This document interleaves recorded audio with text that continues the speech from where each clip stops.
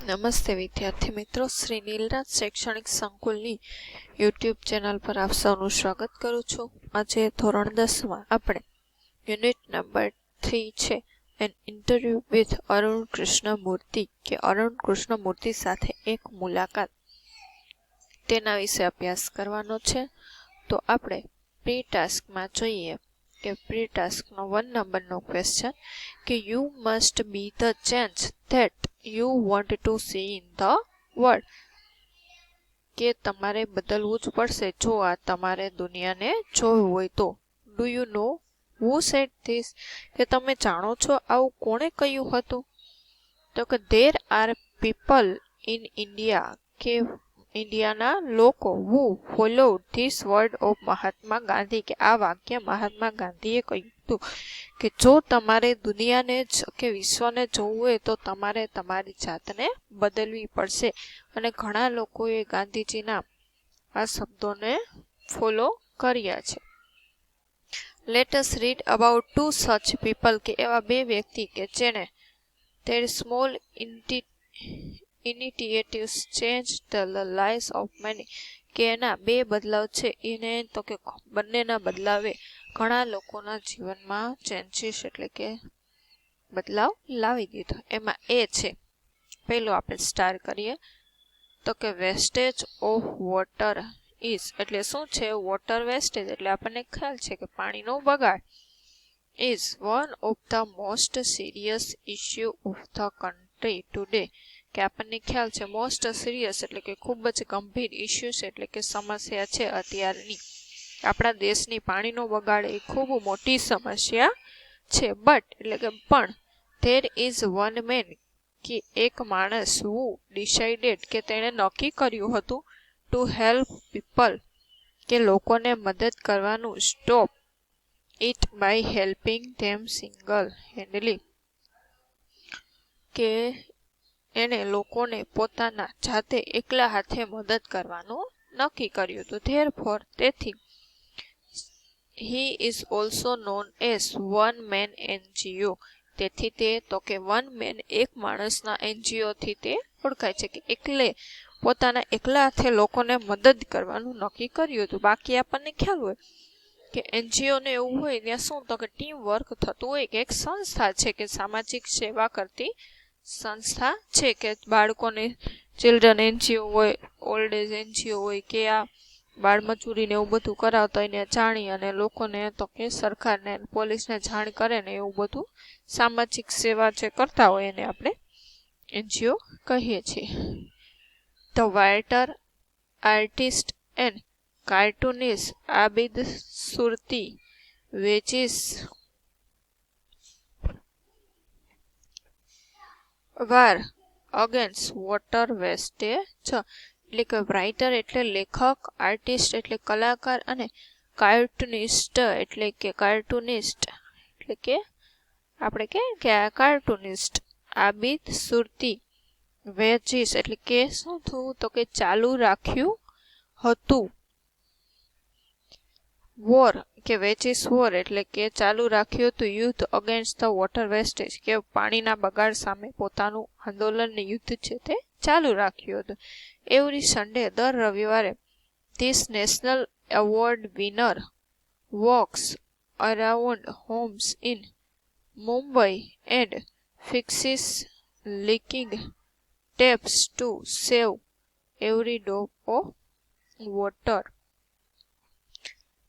કે દર રવિવારે ધીસ નેશનલ એવોર્ડ કે વિનર એટલે કે આ રાષ્ટ્રીય એવોર્ડના વિજેતા છે. વોક્સ અરાઉન્ડ હોમ એટલે કે બધા ઘરોની આસપાસ ફરે છે. ઇન મુંબઈ એન્ડ ફિક્સિસ એટલે કે સરખા કરે છે. લીકિંગ ટેપ્સ, કે આપણે કહેતા ટીપા પડતા હોય, લીક થઈ ગયેલા નળ હોય એને સરખા કરે છે. અને પાણીનું ડ્રોપ ઓફ વોટર એટલે કે એક પણ પાણી બૂંદનો બગાડ ન થાય એવું કરે છે. ઘણા આપણે ઘરમાં જોતા હોય કે નળમાંથી આમ ટીપા પડતા હોય, લીક થઈ ગયા હોય, એ કે વ્યવસ્થિત કરી નાખે, એમાંથી કેટલું પાણી જતું રહે ને વેસ્ટ થાય. વન્ડરફુલ આઈડિયા, અદ્ભુત આઈડિયા. ઇઝન્ટ ઇટ, શું ખરેખર નથી? Abid says if I can you can, કે જો આબિદ કહે છે કે જો હું કરી શકું તો તમે પણ કરી શકો. કે આવું એ તો આજુબાજુના એરિયામાં જઈને કરે છે, શું આપણે આપણા એક ઘરનું ન કરી શકીએ એટલે નળ છે એ વ્યવસ્થિત, તો એને પણ બીજે ક્યાંય જવાની જરૂર પડે નહીં. બી છે બીજું, have you heard about the mother of orphans? શું તમે સાંભળ્યું છે? હર્ડ એટલે સાંભળ્યું છે, અબાઉટ એટલે ના વિશે, ધ મધર ઓફ ઓર્ફેન્સ. ઓર્ફેન્સ એટલે શું થાય કે અનાથ, કે તમે અનાથને માતા વિશે સાંભળ્યું છે? તો કે Sindhu Murti Sapkal is a social worker. Sindhu Murti Sapkal છે એ સામાજિક વર્કર છે એટલે કે કાર્યકર્તા છે. who has adopted more than 1,000 orphans children so far. who have adopted એટલે કે દત્તક લીધા, adopt એટલે દત્તક લેવું, more than 1,000 એટલે કે 1,000 થી પણ વધારે, ઓર્ફેન એટલે કે અનાથ બાળકોને, so far એટલે કે દૂર દૂરથી. her life started કે એના જીવનની શરૂઆત થઈ, as being an unwanted child કે એના જીવનની શરૂઆત એક અનિચ્છનીય બાળકથી શરૂ થઈ. her husband abandoned her કે એનો હસબન્ડ છે abandoned her કે એણીને, abandoned એટલે કે ત્યજી દીધું, her એટલે કે તેણીને, when જ્યારે she was 9 months pregnant કે તેણી જ્યારે 9 મહિનાની પ્રેગ્નેન્ટ હતી ત્યારે તેના પતિએ તેને છોડી દીધી. she had to beg on the streets એટલે કે તેણીને બેગ એટલે કે ભીખ માંગવી પડી, કે તેણીને શેરીઓમાં ને ત્યાં ભીખ માંગવી પડી. and to survive એટલે જીવતા રહેવા માટે, and street to survive જીવતા રહેવા માટે ભીખ માંગવી પડી. and realize એટલે કે તેને અહેસાસ થયો, about the એટલે ના વિશે, the condition એટલે સ્થિતિ, of the orphan children કે અનાથ બાળકોની. તેના પતિએ તેને 9 મહિનાની પ્રેગ્નેન્ટ હતી ત્યારે છોડી દીધી અને તેને જીવતા રહેવા માટે ભીખ માંગીને તેનું જીવન છે પસાર કરતી, ત્યારે તેને સમજાણું કે અનાથ બાળકોની સ્થિતિ શું હોય છે. એ circumstances forced એટલે કે circumstances એટલે કે સંજોગો, forced her to lose courage તેને તો કે આવા સંજોગો છે એ તો કે એની સ્થિતિ છે એ લૂઝ થતી ગઈ, અને આ લૂઝ સ્થિતિને કારણે એની કરેજ એટલે સહાનુભૂતિ વધી ગઈ. and succumb to the adverse situation. succumb એટલે શું થાય તો કે હારી જવું, તેના લીધે તો કે તેની હિંમત છે તે હારી ગઈ. but Sindhu tai emerged stronger with every difficulty. કારણ તો કે સિંધુ થાય છે ઝડપથી આવી બધી પરિસ્થિતિઓમાંથી મજબૂત હતી, એટલે ઝડપથી આવી બધી સિચ્યુએશનમાંથી બહાર આવી ગઈ અને એનો સામનો કરી લીધો. ટુડે આજે, she proudly said તે ગર્વથી કહે છે, I am there for all those who have no one કે હું એ બધા લોકો માટે છું જેને માટે કોઈ નથી. એ ગર્વ સાથે કહે છે. પ્રેક્ટિસ છે 2. પ્રી ટાસ્ક 2 નો કે brainstorm at least 2 problems or difficulties faced by common people around you. કે 2 સમસ્યાઓ કે આપણી આજુબાજુના લોકોને એનો સામનો કરવો પડતો એ લખો. and think what your group can do to solve them કે તેને સોલ્વ કરવા તમારું ગ્રુપ શું કરશે. share your ideas with class કે તમારા વિચારો છે વર્ગ સમક્ષ રજૂ કરો. and one is done for you. અત્યારના 2 પ્રોબ્લેમ છે, એક તો પ્લાસ્ટિક બેગ, પ્લાસ્ટિકની કોથળીઓ અને પોલિથીન બેગ્સ, એ 2 આપણા મેઇન સમસ્યા છે. તો શું આપણે એના અવર આઈડિયા તો કે કેરી પેપર, આપણે કે પેપરનો યુઝ કરી શકીએ, અને cloth bags while going shopping કે શોપિંગ કરવા જઈએ ત્યારે કપડાની થેલીનો યુઝ કરી શકીએ શાકભાજીને લેવા. પછી છે ટ્રાફિક જામ થઈ જાય ને સિગ્નલ ઉપર, એ બીજો પ્રોબ્લેમ છે કહી શકીએ. તો એના સોલ્યુશન માટે શું કરીએ તો કે યુઝ પબ્લિક ટ્રાન્સપોર્ટ ઓર કારપુલ કે પબ્લિક ટ્રાન્સપોર્ટનો યુઝ કરી શકીએ. બીજું તો આપણને મોસ્ટ છે કયું, વોટર સ્કેરસિટી પાણીની અછત.